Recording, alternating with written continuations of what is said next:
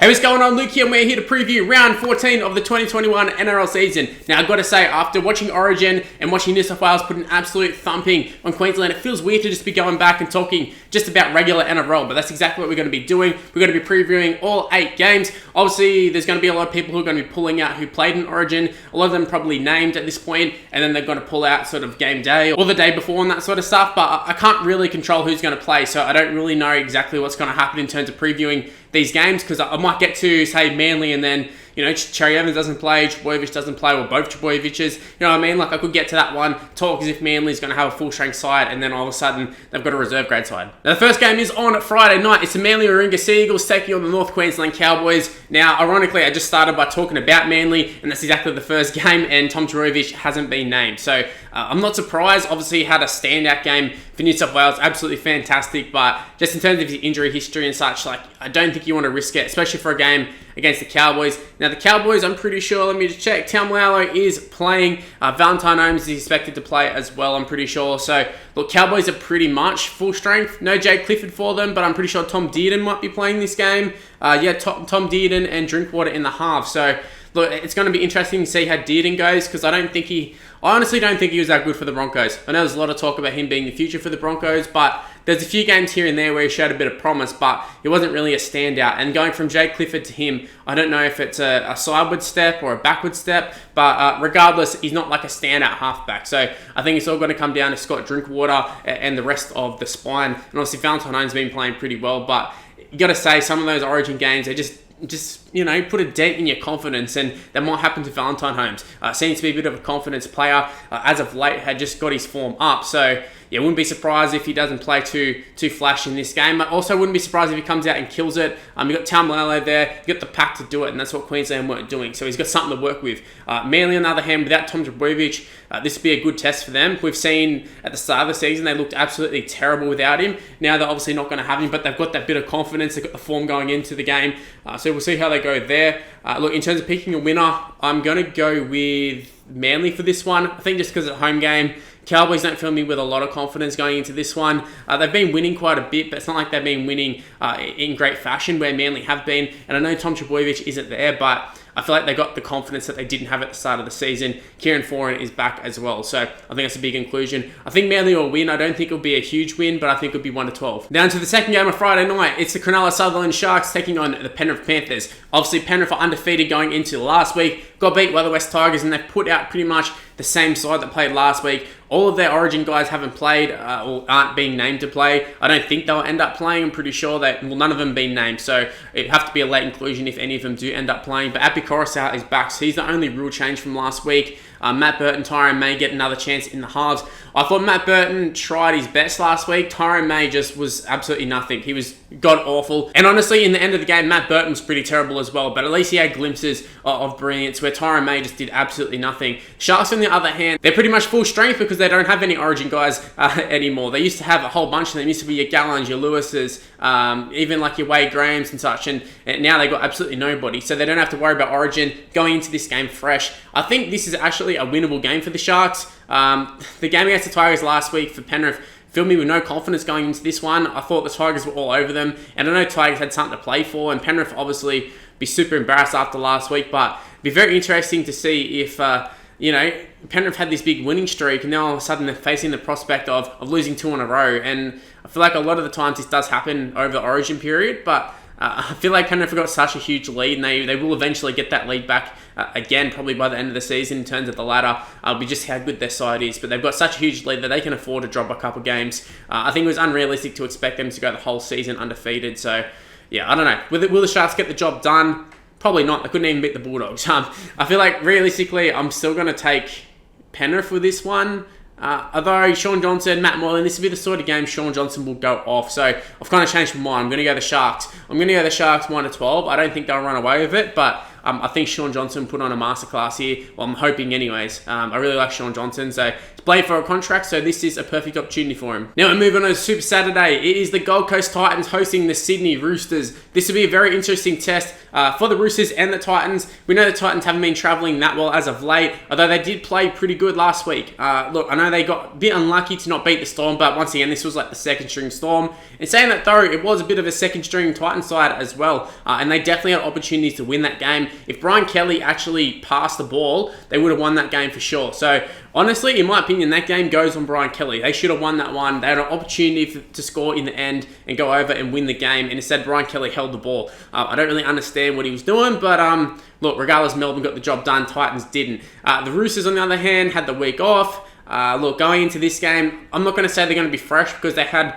Tedesco was out and he is pretty much the Roosters at this point. They have a lot of injuries to their side and yet they're still so good. So you can never write off the Roosters. The Titans just, I don't know, it's hard to pick them because I don't see them doing it week in, week out. And last week they played pretty decent. So this would naturally be the week where they would have a bit of a shit game. So look, do I think it's going to happen? No. But to be fair, they are a totally different side when David Fifita plays. Add in Tino as well and you got a much better side on paper. Just a matter of whether they can convert that team on paper onto the actual field and see what they can do there. So I might go for an upset here. I feel like it might be an upset. I'm actually going to go with the Titans. I think in front of the home crowd, I think they might get the job done. Look, I don't have any real confidence in this one. I mean, tipping against the Roosters is always quite risky, but I'm going to go the Titans. I'm going to go them 1-12. Now into the second game of Super Saturday. It's the South Sydney Rabbitohs hosting the Newcastle Knights. Now I'll see a lot of people backing up in this game, especially for the Rabbitohs. For the Knights, we have Safidi backing up. Still no Kalen Ponga for the Knights. So look, the Knights team isn't great. Safidi comes in, but Clem is still not there. Ponga's obviously not there. The side in general just isn't good. And I thought Jake Clifford, last week he was pretty poor. And I've never really been a huge fan of Jake Clifford. So him and Kurt Mann fill me with no confidence in that halves position. So yeah, I don't really rate this Knight side at all. Bradman Best hasn't really done too much this year. Hasn't really kicked on like I thought he would. And this Rabbitohs side, we know what they can do. And now you've got Latrell Mitchell is back and he's full of confidence too after that Origin performance. Adding Cameron Murray, he's going to be buzzing from a win. Look, they might be a bit battered, but I think the Rabbitohs, I think they'll absolutely towel up the Knights. For me, this one, I feel like this is an easy one. Knights were absolutely terrible last week, and that was when they had everything to play for, and they're still terrible. This side is pretty much no better than last week, and I think we're going to expect pretty much the same thing. I think they're going to get absolutely smashed. I think the Rabbitohs are going to win this one easy. 13+. There's not really much to talk about apart from the Origin guys are back, and the Knights guys are pretty much terrible still. So 13+ Rabbitohs. I would say though, apparently there is a little bit of talk about Damien Cook and Latrell actually being rested. So if they are out, I guess it does change things, but I still think the Knights have been so poor this year that I'd probably still back the Rabbitohs if you got Alex Johnson at fullback, and I don't even know who would play hooker for them instead of Damien Cook, but I would still back the Rabbitohs. Maybe not 13+, maybe like 1-12. Then we move on to the last game of Super Saturday. It's the Canberra Raiders hosting the Brisbane Broncos. So obviously it's a home game for the Raiders. That always is an advantage for them. And the Broncos don't travel too well. But the Broncos do have a very, very interesting lineup. At the back we have Herbie Farnworth. I'm pretty sure that's his actual position. And I'm going to say that he's been the best back for them in terms of this season. Maybe not the best back overall, but he definitely has been the best back in terms of actual, playing ability in 2021. So it'd be interesting to see how he goes in his actual position rather than just chucking him in the centres. But we've got a halves pairing of Albert Kelly and Carmichael Hunt. Now, speaking of fullbacks, Carmichael Hunt, one of the best fullbacks to ever play the game, but he finds himself in the halves with Albert Kelly. This was they're pretty much their reserve grade halves. Maybe not even the reserve grade halves because they would have had Dearden and such. I think Carmichael Hunt might have been playing centres, and all of a sudden he finds himself in the halves. Albert Kelly as well. I think Albert Kelly, when he's coming to this NRL side, I think he's actually been pretty good for them. I think he's been quite effective. But at the same time, though, having Carmichael Hunt there, guy who, even when he was playing NRL, didn't really play in the halves.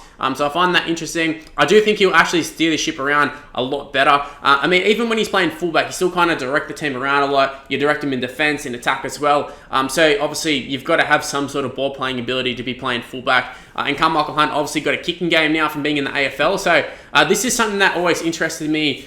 Sort of when Carmichael was back in his prime, probably before he went to rugby union, if he could have went back to rugby league, I was like, oh man, well, he would have come back to the NRL and had a kicking ability all of a sudden, kind of similar to like Israel Folau. So they go to the AFL, they might not have been great AFL players, but all of a sudden they can kick a ball pretty decent. So at least for NRL standards.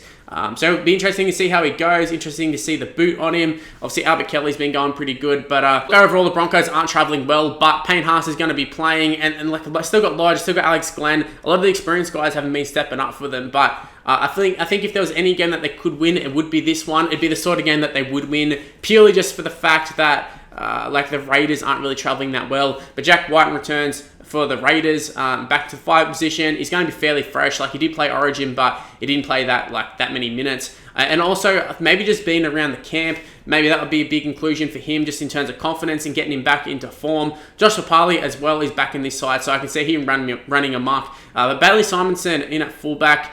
Look, they really need Chance back. They definitely need Nicole Klogstad back to sort of be any sort of threat. Will they get the job done against the Broncos? I think they will, just because it's a home game and they got Papali back. So I'm expecting a big game from Papali on return. In saying that though, like, I don't think it's going to be a dominant win or anything like you probably would have said in previous years. But I'm going to go the Raiders 1-12. Now moving on to Sunday afternoon football. So New Zealand Warriors hosting the Melbourne Storm. I say hosting, but it's in the Central Coast. But it's still a home game for the Warriors. Obviously that is their home at the moment. The Warriors, they're travelling okay. I think they're sort of in amongst the top 8. I can't remember if they're actually in the 8, but they're in amongst it for sure. Melbourne Storm definitely in amongst it, in amongst the top 2. You can argue pretty much them and Penrith are pretty much the only chances to win a premiership this year. Maybe chuck it to Manly, but Melbourne definitely producing the goods in 2021. In saying that though, going into this game, look, I think there's going to be a lot of tired players. You got your Munsters, you got your Harry Grants. Christian Welch got knocked out the other day. Not knocked out, but he failed his HIA, so it'll be interesting to see if he plays. Obviously, it has been a bit of time since Wednesday by the time Sunday rolls around, but look, there's going to be a lot of battered bodies for the Storm. And I feel like in the past, the Warriors tend to trouble the Melbourne Storm. I don't know if it's because they play a little bit off the cuff, but I think you add in Roger Tuivasa-Sheck, Reece Walsh. Even at the start of the season, I know the scoreline didn't reflect it, but I feel like it was one of the better performances against the Storm that we've seen. And even then, that the Storm ended up running away with it. But look, this was when they were sort of starting to crack down on all the high shots and all that. So it did affect the game. But I think the Warriors actually do have the potential to cause a bit of an upset here. You've got tired guys in the Melbourne side. Add in the Warriors are fresh. And also, it's a big game. They seem to get up for the games against the Storm. So, look, I can definitely see an upset happening here. However, I'm not willing to tip against the Storm. So, I am going to be tipping the Melbourne Storm, especially when they didn't play too well last week. I think they'll hit back. I think Craig Bellamy would have been furious. Now you got your big guns back. I think they'll still get the job done. I think it will be a 1-12. I think it'll be a lot tighter than what we probably would think. And I know Storm tend to blow out teams, but I'm feeling this week. I'm feeling this one's going to be a close one. Now that I said that, probably come out and be like 40-0. But yeah, I'm going to go Melbourne Storm 1-12. Now moving on to the second game of Sunday. It's the Parramatta Eels taking on the West Tigers. Obviously, the West Tigers are going to be full of confidence after last week's victory over the Penrith Panthers. And you can say it was the baby Panthers or the Panthers B side or the reserve grade side.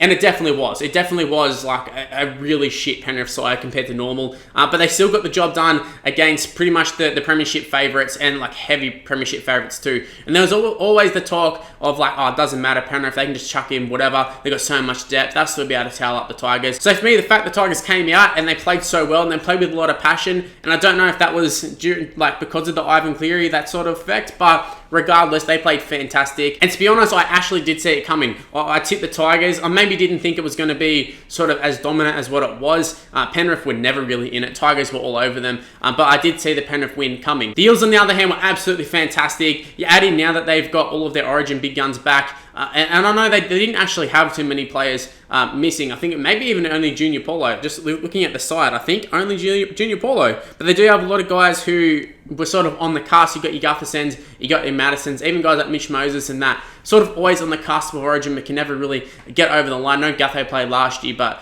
I think this year really showed that he probably shouldn't have played last year.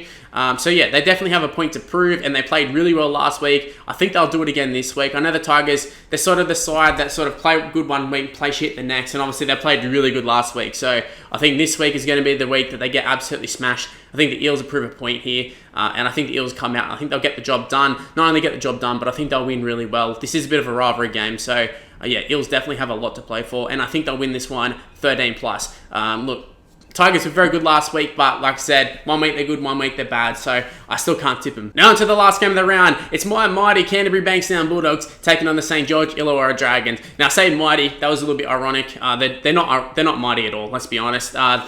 Pretty poor, very, very poor. Going to win the wooden spoon most likely. However, I think this might be the week that we get another win. I honestly do. I think we might get a win here. It's not like a confident, like, yes, we will get the win, but the Dragons are definitely a beatable side at the moment. In the past, they've definitely been a beatable side for the Bulldogs. They've either got close or have beaten them. So something about the style of the Bulldogs seems to just match up well against the Dragons. And obviously the Dragons going to have, Ben Hunt was in camp, so he's sort of been out of the Dragons camp, although he will have a point to prove. A lot of talk about Dufty, and I feel like a lot went into last week's game or their last game. And maybe, I don't know, maybe it's going to cause an effect. Maybe they're going to be spurred on and Matt Dufty is going to come out and have the season of his life. But I feel like it's going to take its toll eventually when they're telling your fullback they don't want you. And he's pretty much been the star of the show as of late. Now, Tariq Sims obviously played for New South Wales. He's pretty much the only guy who played State of Origin in any of these sides. So, big change of pace considering the sides from, even previous years, like just a couple of years ago. Heaps of Bulldogs players were in it. Heaps of Dragons players were in it. And that's probably why New South Wales are losing, to be fair. But Tariq Sims, the only player who played Origin, he's actually been named, I think, like 20th man, something along the lines of that. So probably a good chance he does actually play. But at the same time, if he doesn't play, I'm not exactly surprised either. But yeah, going into this game, I think the Bulldogs have a super good chance of winning this one. Not for any particular reason of like, oh, this player's back, or this player's back, or this guy's in good form.